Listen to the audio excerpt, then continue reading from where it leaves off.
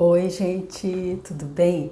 Vamos continuar lendo esse livro maravilhoso, livro Paulo e Estevão, que é um livro psicografado por Chico Xavier, ditado pelo Emmanuel, o livro que conta a vida do apóstolo Paulo de Tarso nos 30 últimos anos que ele passou no globo terrestre, que ele passou aqui na Terra. O livro se ambienta ali no início em Corinto, que era como uma capital romana na Grécia, né, na época, em 34 depois de Cristo até 64 depois de Cristo. Ou seja, foi um ano depois da passagem de Jesus Cristo, então é que esse livro começou, essa história começou, a vida de Paulo de Tarso, que era então ali uma pessoa que estava totalmente fechada com as leis mosaicas, que entendia que aquela coisa do olho por olho, dente por dente, é aquilo que devia ser colocado em prática, e que agora estava ali no último capítulo nós vimos, que foi o capítulo chamado a pregação no Sinédrio, que é quando Estevão foi convocado então pelo Sinédrio para ser ante o Sinédrio, para ser então interpelado, para ser ali, ele teria que estar justificando então todas as denúncias que havia sido colocadas contra ele, a pedido de Saulo de Tarso, uma pessoa que inventou essas denúncias contra ele. E ali então ele terminou por ser, como ele não arredou pé, ele não quis deixar de dar o testemunho do amor dele por Jesus Cristo, então ele acabou apanhando do próprio Saulo de Tarso e foi então colocado na prisão, ficou ali então esperando para ser julgado. Então esse capítulo terminou com: após suportar as mais dolorosas humilhações de alguns fariseus que se retiravam sob profunda impressão de desrespeito, custodiado por guardas rudes e insensíveis, ei-lo recolhido ao cárcere com pesadas algemas. E aí a gente continua, esse foi o final do capítulo 6, vamos passar aqui para o capítulo 7 então, que é as primeiras perseguições. Saulo de Tarso, nas características da impulsividade dele, deixou-se empolgar pela ideia de vingança, impressionado com o desassombro de Estevão em face da autoridade e da fama dele. A seu ver, o pregador do Evangelho infligira-lhe humilhações públicas que impunham reparações equivalentes. Todos os círculos de Jerusalém, não obstante o curto prazo da nova permanência dele na cidade, não escondiam a admiração que lhe votavam. Os intelectuais do templo estimavam nele uma personalidade vigorosa, um guia seguro, tomando-o por mestre no racionalismo superior. Os mais antigos sacerdotes e doutores do Sinédrio reconheciam-lhe a inteligência aguda e nele depositavam a esperança do porvir. Na época, a juventude dinâmica dele, votada quase inteiramente ao ministério da lei, centralizava, por assim dizer, todos os interesses da casuística. Com a argúcia psicológica que o caracterizava, o jovem tarsense conhecia o papel que Jerusalém lhe destinava. Assim, as controvérsias de Estevão doíam-lhe nas fibras mais sensíveis do coração. No fundo, o ressentimento dele era panágio de uma juventude ardorosa e sincera. Entretanto, a vaidade ferida, o orgulho racial, o instinto de domínio toldavam-lhe a retina espiritual. No âmago de suas reflexões, ele odiava agora aquele Cristo crucificado, porque detestava a Estevão, considerado então como perigoso inimigo. Não poderia tolerar qualquer expressão daquela doutrina aparentemente simples, mas que vinha abalar o fundamento dos princípios estabelecidos. Perseguia inflexivelmente o caminho na pessoa de quantos lhe estivessem associados. Mobilizaria intencionalmente todas as simpatias de que dispunha para multiplicar a devassa e imprescindível. Certo deveria contar com as admoestações conciliatórias de um Gamaliel e de outros raros espíritos que, ao seu ver, se deixariam embair pela filosofia de bondade que os galileus haviam suscitado com as novas escrituras, mas estava convencido de que a maioria farisaica, em função política, ficaria do lado dele, animando-o na empresa começada. No dia seguinte à prisão de Estevão, procurou arregimentar as primeiras forças com a máxima habilidade. A carta de simpatia para o amplo movimento de perseguição que pretendia efetuar, visitou as personalidades mais eminentes do judaísmo, abstendo-se, contudo, de procurar a cooperação das autoridades reconhecidamente pacifistas. A inspiração dos prudentes não o interessava. Necessitava de temperamentos análogos ao dele, para que o cometimento não falhasse. Depois de concertar largo projeto entre os compatrícios, solicitou uma audiência da corte provincial para obter o apoio dos romanos encarregados da solução de todos os assuntos políticos da província. O procurador, apesar de residir oficialmente em Cesareia, estagiava na cidade e ali tivera notícia dos fatos interessantes da véspera, recebendo a petição do prestigioso doutor da lei. Hipotecou-lhe solidariedade plena, elogiando as providências em perspectiva.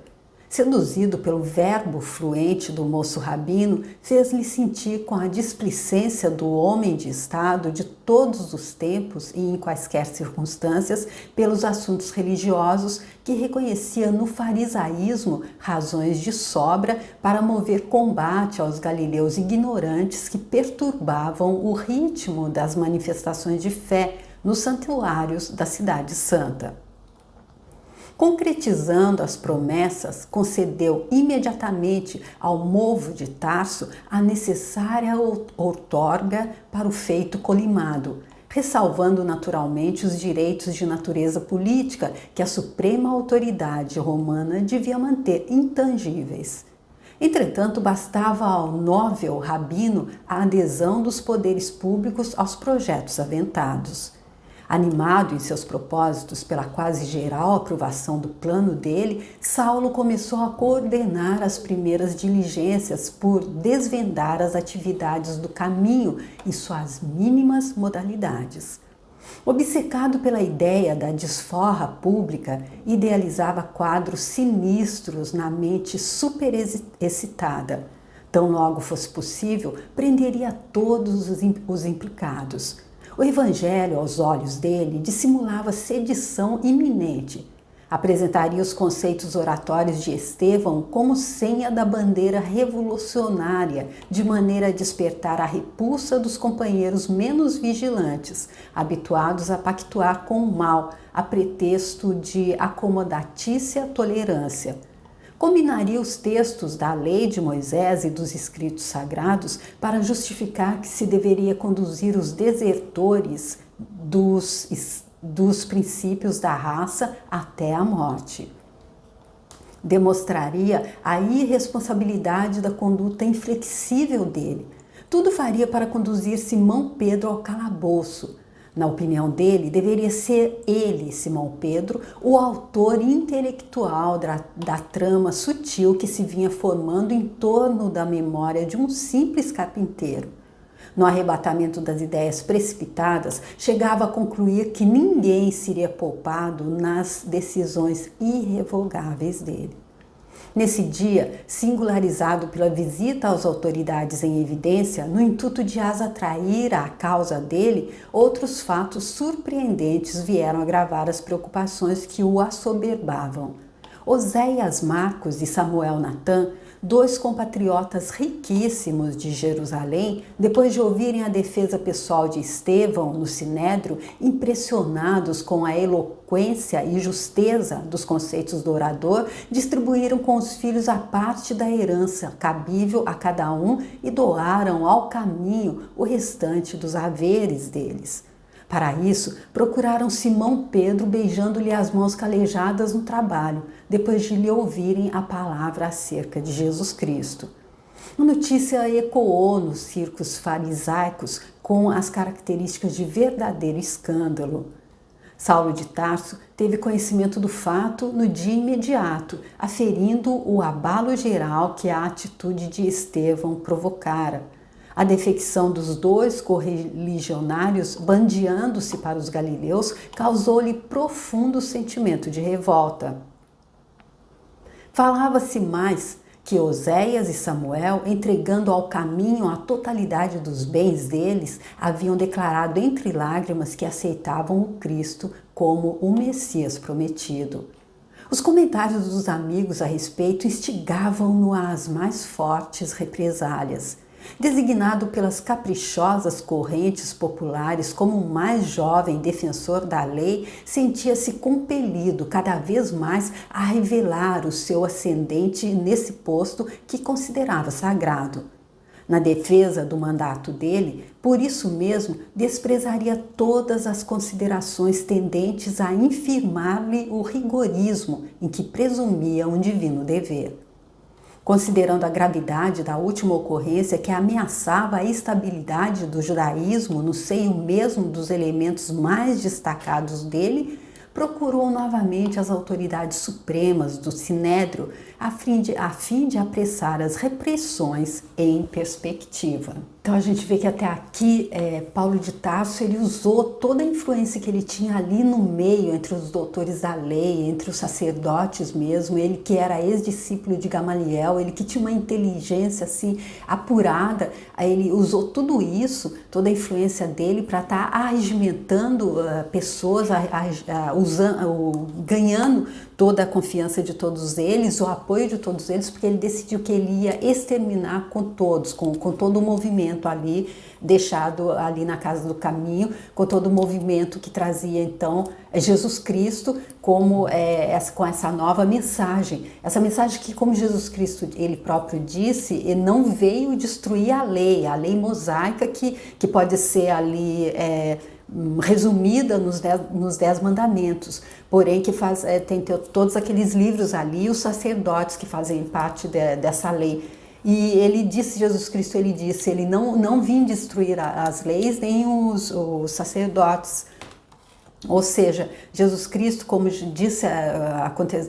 foi dito aí no capítulo anterior, Moisés ele mostrou a porta, mas Jesus Cristo é a chave. Então Jesus Cristo é a segunda revelação, Moisés trouxe a primeira. Não que uma venha ser colocada sobre a outra, substituir a outra, mas sim complementar e transformar um pouco, porque as leis de Moisés vieram dessa forma, porque era a forma que o povo, que nós que estávamos ali naquela época, acredito que muitos de nós, eu acredito que eu deveria estar ali entre aqueles que no momento de Jesus Cristo ser crucificado gritou, na hora da escolha, gritou Barrabás, porque senão não tem, como eu acredito nessa evolução que a gente vem vindo lá de trás, vem aprendendo, crescendo, aprendendo e crescendo. Por exemplo, Emmanuel, o mentor de Chico Xavier, a pessoa que está ditando esse livro, que é uma história verídica, ele estava ali, o próximo que eu vou ler aqui, é o livro Há 2000 anos, ambientado mais ou menos na mesma época, um pouco antes, porque começa enquanto Jesus Cristo ainda estava. Emmanuel, ele estava do lado de Pilatos no momento em que eles decidiram pela condenação de Jesus Cristo. Então, veja, se ele, 2000 anos depois, ele é um espírito agora de tanta luz que pode estar trazendo uma missão dessa para trazer esses livros, assim, essas histórias à tona tão fortes para nos ajudar, é uma ajuda que Jesus Cristo nos manda para que a gente possa estar percebendo qual é o salário dos injustos, para que a gente possa estar percebendo que nós devemos estar sempre abertos para o crescimento, para a expansão da consciência. E ali, Saulo de Tarso ele estava totalmente fechado nos ensinamentos anteriores e ele não aceitava que houvesse, então, um Messias, que ele chamava apenas de o carpinteiro, e ele queria exterminar com tudo A começar então por Simão Pedro e também, é lógico, Estevão, que já estava nas mãos dele ali, mas como Estevão disse, ele estava apenas com o corpo físico dele, podiam até matá-lo, porém nada poderia obrigá-lo a negar a Jesus Cristo. Atento à autorização concedida pelos mais altos poderes políticos da província, Caifás propôs fosse o zeloso doutor de Tarso nomeado chefe e promotor de todas as providências atinentes e indispensáveis à guarda e defesa da lei. Competia-lhe então promover todos os recursos que julgasse convenientes e úteis, reservadas ao sinédrio as últimas decisões, maxime as de natureza mais grave. Satisfeito com o resultado da reunião que improvisara, o moço tarcense acentuou antes de se despedir dos amigos. Hoje mesmo requisitarei o corpo de tropa que deverá operar no perímetro da cidade.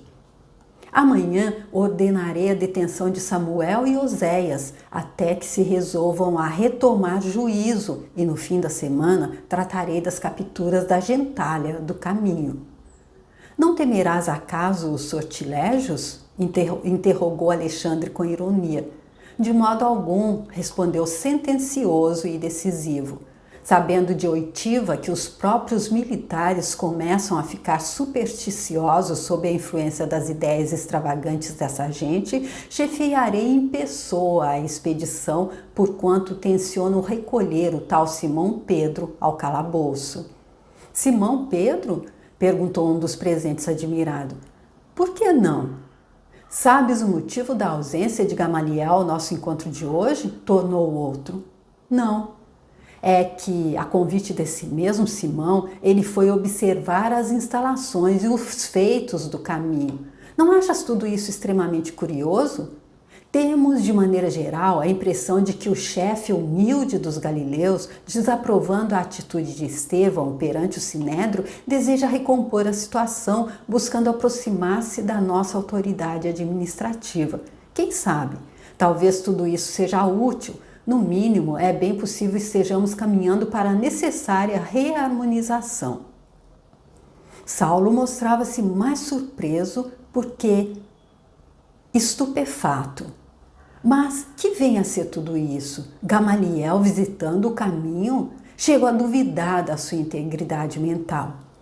Mas sabemos, interveio Alexandre, que o mestre sempre pautou pelos atos e pensamentos dele com a máxima correção.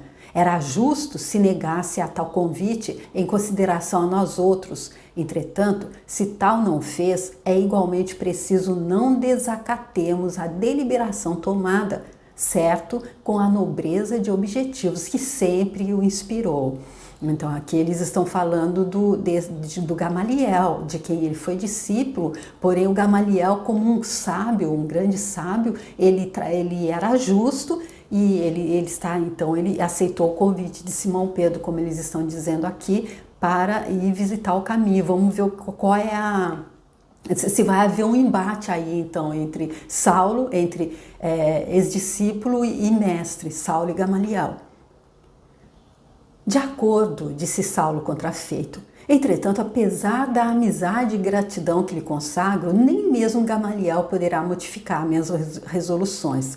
É possível que Simão Pedro se justifique, saindo ileso das provas a que será submetido, mas seja como for, terá de ser conduzido ao cárcere para as necessárias inquirições. Desconfio da aparente humildade dele. Com que fim se abalaria ele a deixar suas redes para arvorar-se em benfeitor gracioso dos pobres de Jerusalém? Vejo em tudo isso propósitos de sedução que não devem andar muito longe. Os mais humildes e ignorantes caminham à frente dos perigos. Os senhores da destruição aparecem depois. A palestra animou-se ainda há algum tempo em torno da expectativa geral dos acontecimentos que se aproximavam, até que Saulo se despediu e voltou para casa, disposto a assentar os últimos detalhes do plano dele. A prisão de Estevão tivera, na igreja modesta do caminho, ampla repercussão, despertando justificados receios aos apóstolos da Galiléia. Pedro recebera a notícia com profunda tristeza. Encontrara no rapaz de Corinto um auxiliar devotado e um irmão. Além disso, pela nobreza das qualidades afetivas dele, Estevão se tornara uma figura central a focalizar todas as atenções. Para a fronte dele inspirada convergiam numerosos problemas, em cuja solução o ex-pescador de Cafarnaum não mais dispensava a prestigiosa cooperação. Amado pelos aflitos e sofredores, tinha sempre a palavra de bom ânimo que levantava o mais desalentado coração. Pedro e João preocuparam-se mais por amor que por quaisquer outras considerações. Entretanto, Tiago, filho de Alfeu, não conseguia disfarçar o desgosto dele em face da conduta desassombrada do irmão de fé, que não hesitara em afrontar os poderes farisaicos dos senhores da situação. Na opinião dele, Estevão andara errado no capítulo das exortações. Deveria comedir-se, merecer a prisão pelos argumentos precipitados na defesa de si mesmo. Fermentara-se a discussão.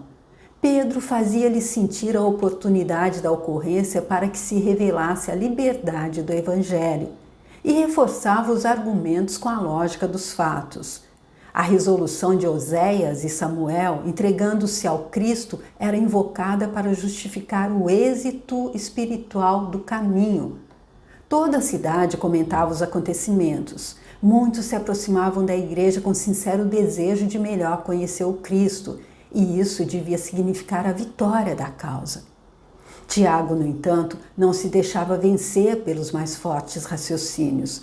A discórdia tomava corpo, mas Simão e o filho de Zebedeu sobrepunham a tudo os interesses da mensagem de Jesus.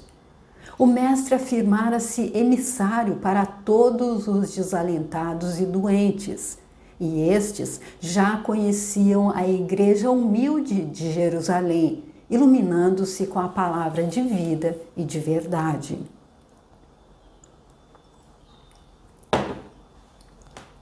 Os enfermos, os desiludidos da sorte, os desprotegidos do mundo, os tristes iam-lhe ao encontro para o esclarecimento consolador. Era de ver-se como se jubilavam na dor quando se lhes falava da claridade eterna da ressurreição. Velhinhos trêmulos abriam os olhos desmesuradamente, como se contemplassem novos horizontes de imprevistas esperanças.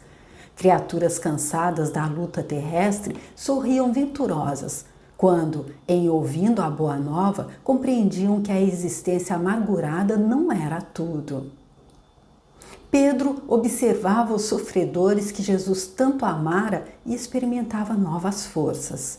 Ciente da atitude nobre de Gamaliel ante as acusações do doutor de Tarso e crente que só ela evitara o apedrejamento imediato de Estevão, concebeu o projeto de convidá-lo a visitar as instalações toscas da Igreja do Caminho. Exposta aos companheiros, a ideia foi unanimemente aprovada. João era o mensageiro escolhido para o novo cometimento. Gamaliel não só recebeu cavalheirescamente o emissário, como também demonstrou grande interesse pelo convite, aceitando-o com a generosidade que lhe exornava a velhice veneranda. Entabuladas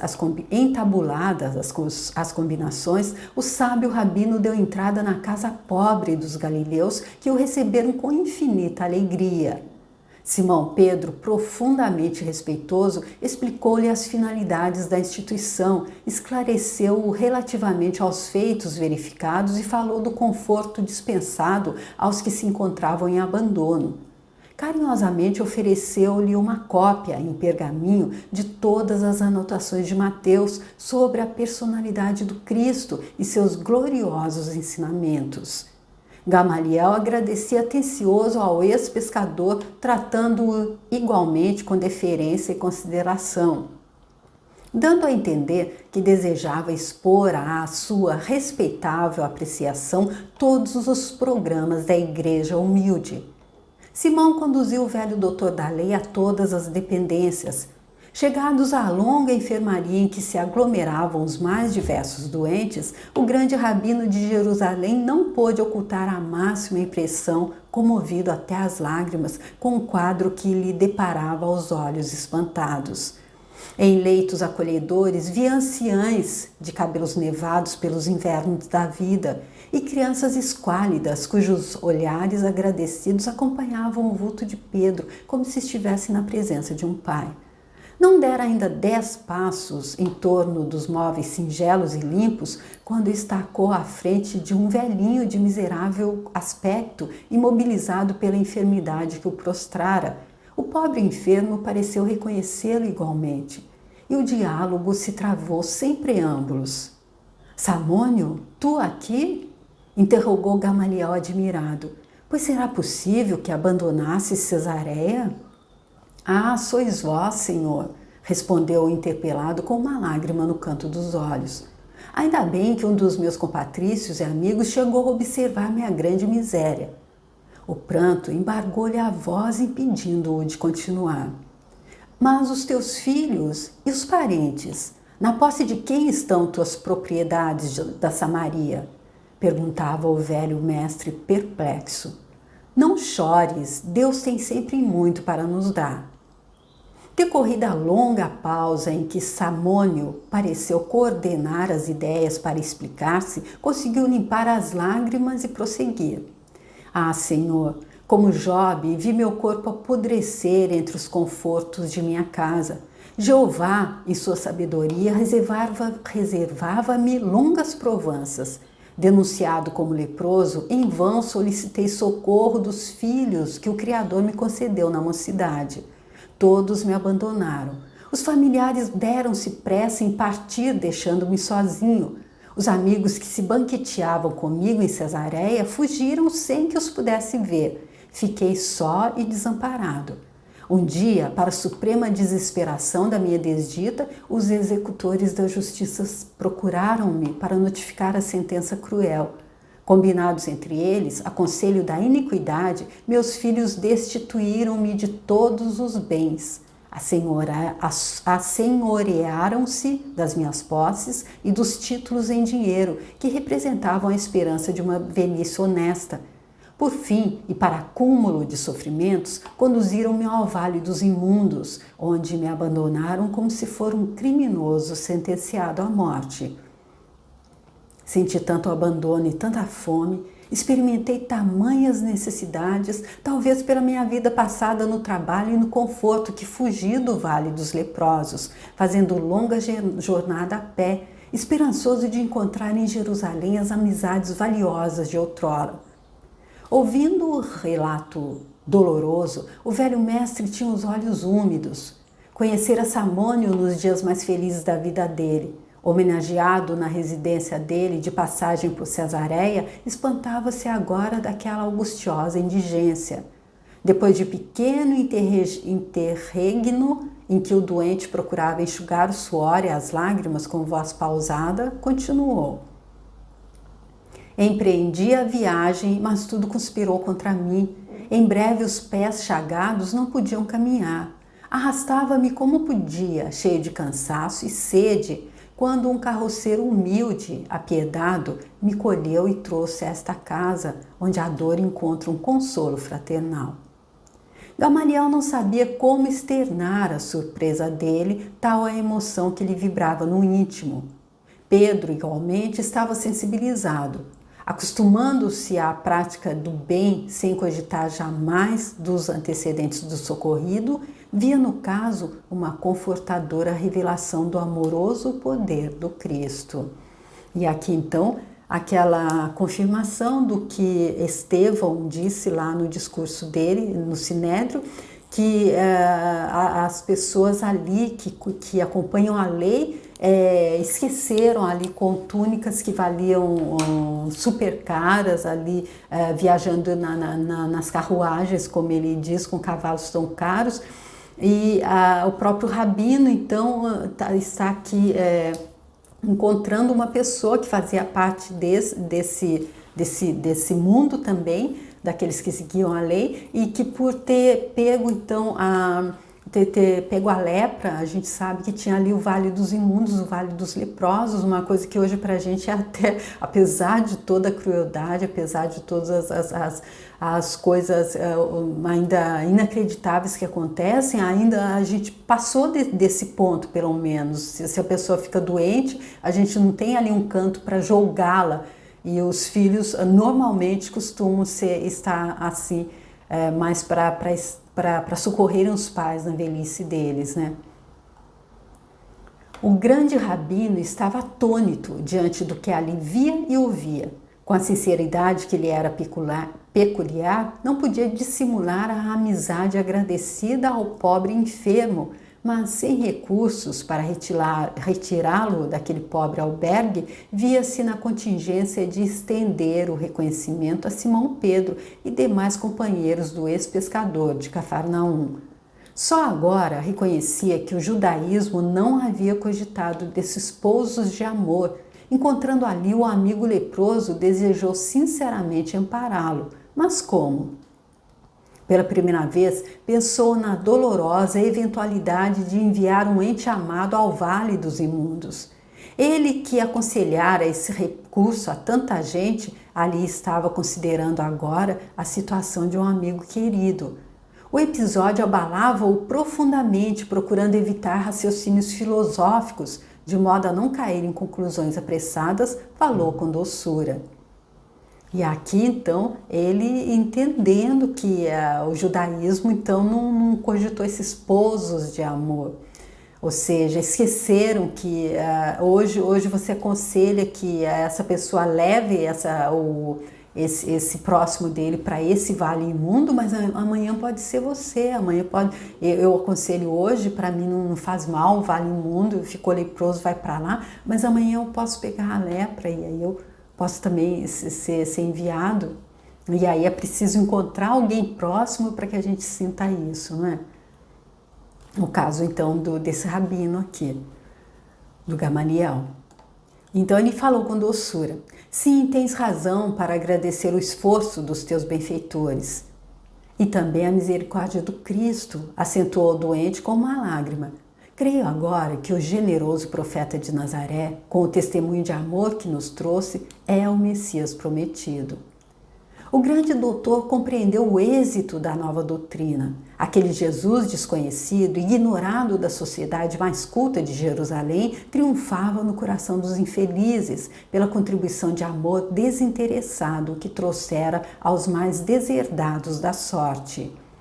Compreendeu ao mesmo tempo a discrição que se lhe impunha naquele meio humilde, atentas às responsabilidades na via pública dele. Precisando prosseguir na conversa por testemunhar o seu altruísmo e piedade, advertiu com um sorriso: acredito que Jesus de Nazaré, de fato, foi um modelo de renúncia à prol de ideias que até hoje não pude perquirir ou compreender, mas daí a considerá-lo o próprio Messias? Essas palavras reticenciosas davam a compreender o escrúpulo do coração delicado dele entre a lei antiga e as novas revelações do Evangelho. Simão Pedro assim o entendeu e, debalde, procurava um meio para desviar a palestra noutro rumo. O próprio Samônio, porém, como tutelado do mestre, foi em auxílio do apóstolo, redarguindo a Gamaliel com observações ponderadas e justas. Se eu estivesse com saúde plenamente identificado com a família e no gozo dos bens que conquistei com esforço e trabalho, talvez duvidasse também dessa realidade, confortando-a. Mas estou prostrado, esquecido de todos e sei quem me deu mão amiga. Como israelitas, amantes da lei de Moisés, temos esperado um Salvador na pessoa mortal de um príncipe do mundo. Contudo, essa crença há de prevalecer para uma situação passageira. São ilusórios preconceitos esses que nos levam a induzir uma dominação de forças perecíveis. A enfermidade, porém, é conselheira, carinhosa e esclarecida. De que nos valeria um profeta que salvasse o mundo para depois desaparecer entre as misérias anônimas de um corpo apodrecido? Não está escrito que toda iniquidade perecerá? E onde está o príncipe poderoso da terra que domine sem a garantia das armas? O leito de dor é um campo de ensinamentos sublimes e luminosos. Nele, a alma exausta vai estimando no corpo a função de uma túnica. Ou seja, aquela coisa do aprender pelo amor ou aprender pela dor, não é? Aqueles que ainda estão ali com tudo a favor, não acreditam que Jesus Cristo seja o Messias. Até o sábio Gamaliel colocou isso, aí ele pode ser uma pessoa boa, mas dizer que ele é o Messias, e aí o outro então diz que é porque ele ainda não chegou no ponto dele. Se ele chegasse no ponto dele e a mão que fosse estendida depois que todos fecharam a porta, e eu acredito também que se isso não tivesse acontecido, como ele disse, ele também não reconheceria isso, não é? Tudo o que se referia à vestimenta vai perdendo consequentemente de importância. Ou seja, ele conclui aqui dessa forma: nele a alma exausta vai estimando no corpo a função de uma túnica, nos ensinamentos da dor, é o leito de dor ele está falando. Tudo o que se refira à vestimenta vai perdendo consequentemente de importância. Persevera, contudo, a nossa realidade espiritual. Os antigos afirmavam que somos deuses. Na minha situação atual, tenho a perfeita impressão de que somos deuses projetados num turbilhão de pó. Apesar das chagas pustulentas que me segregaram das afeições mais queridas, penso, quero e amo. Na câmara escura do sofrimento, encontrei o Senhor Jesus para compreender o melhor. Hoje creio que o poder dele dominará as nações, porque é a força do amor triunfando da própria morte. A voz daquele homem marcado de feridas roxas no grave entorno parecia o clarim da verdade saindo de um montão de pó. Pedro verificava satisfeito o progresso moral daquele mendigo anônimo para avaliar intimamente a força regeneradora do Evangelho. Gamaliel, por sua vez, aturdia-se com o profundo sentido daqueles conceitos. A pregação do Cristo nos lábios de um doente desamparado tinha um cunho de beleza misteriosa e singular. Samônio falara no tom de quem tivera experiências diretas de um encontro real com o profeta Nazareno. Buscando afastar qualquer possibilidade de controvérsia religiosa, o generoso rabino sorriu e acrescentou: reconheço que falas com muita sabedoria. Se é incontestável que estou numa idade em que não seria útil alterar os princípios, não posso manifestar-me contrário às tuas suposições, pois estou bem de saúde, gozo o carinho dos meus e tenho minha vida tranquila.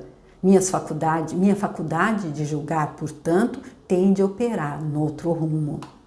Sim, é justo, retrucou Samônio inspirado. Por enquanto não estás precisando de um Salvador. Eis porque o Cristo afirmava que viera para os doentes e para os aflitos.